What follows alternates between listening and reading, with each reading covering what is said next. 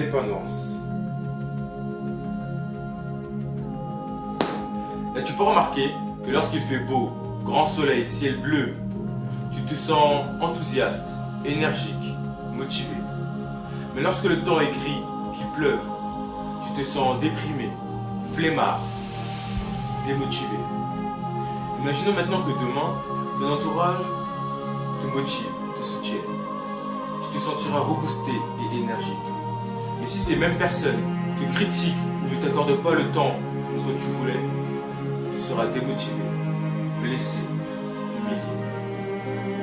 Tout cela pour dire que tu es dépendant à la météo sociale. Et ce que je veux te dire, c'est que si tu attends les autres qu'il fasse beau pour oser, pour te motiver, pour te lancer, tu resteras toujours sur la ligne de départ. Le problème de toujours attendre des autres, c'est que premièrement, tu seras frustré. Deuxièmement, ils n'auront pas forcément le même temps que toi, ainsi que les mêmes projets. Et troisièmement, consciemment ou inconsciemment, tu te retrouveras toujours impacté par leur peur et leur faiblesse. Repense au proverbe qui dit que ils ne savaient pas que c'était impossible, alors ils l'ont fait. Ce proverbe signifie simplement que personne ne leur a dit que c'était impossible. Alors ils ont essayé et ils ont réussi. Donc si tu agis comme une personne qui attend d'être guidée, tu te retrouveras forcément guidé. Mais prends en compte que la destination que tu atteindras ne sera pas forcément ce à quoi tu t'attendais. Tu dois t'affirmer. Tu dois prendre l'initiative. C'est très important. Bien sûr, ça ne signifie pas être odieux ou agressif, loin de là. Mais juste reconnaître que tu peux provoquer des événements et des changements dans ta vie. Tu dois réellement opérer un changement en toi. Que le soleil qui te met de bonne humeur puisse être en toi, même par période de pluie.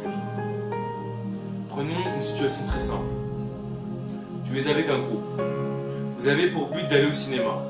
Sur le chemin, tu repères un magasin de souvenirs et tu veux offrir un cadeau à ta famille. Deux choix possibles. Soit tu quittes le groupe pour aller au magasin, soit tu décides d'y aller après la séance de cinéma. Mais les conséquences sont que si tu y vas après la séance de cinéma, il se peut que le magasin soit fermé. Par contre, si tu décides de quitter le groupe, soit le groupe t'attendra, soit le groupe te dira de les rejoindre au cinéma, ou bien te suivre. Ce que je veux dire à travers cet exemple, c'est qu'il y a des opportunités que tu ne peux saisir qu'en t'affirmant. Tu ne peux pas toujours compter sur les autres ou attendre des autres.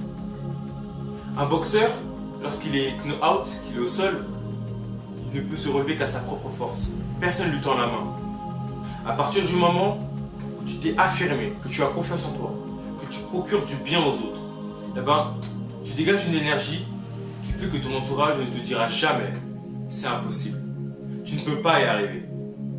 Alors que si tu n'as pas confiance en toi, que tu es hésitant, eh ben, ça se sentira. Et c'est là où tu entendras « tu ne peux pas y arriver ». C'est impossible. C'est pourquoi il est très important de s'affirmer, de puiser au fond de soi et de trouver ses vraies valeurs. Parce que obtenir cette victoire intérieure vous permettra d'obtenir une victoire extérieure. De la même manière que tu ne peux récolter ce que tu n'as pas semé. La plupart des gens veulent réussir et après changer. Ça ne se passe pas comme ça. Personne ne t'oblige à changer. Si sincèrement, tu veux obtenir le bonheur, tu veux réussir, tu veux changer ta vie, tu dois réellement t'affirmer. Parce que la vie est très courte. Mais prends en compte que rien n'est impossible. Lorsque tu penses être tombé au sol ou être au fond du trou, s'il te plaît, change de point de vue. Et là tu verras que là où tu penses être tombé, tu n'as fait que trébucher.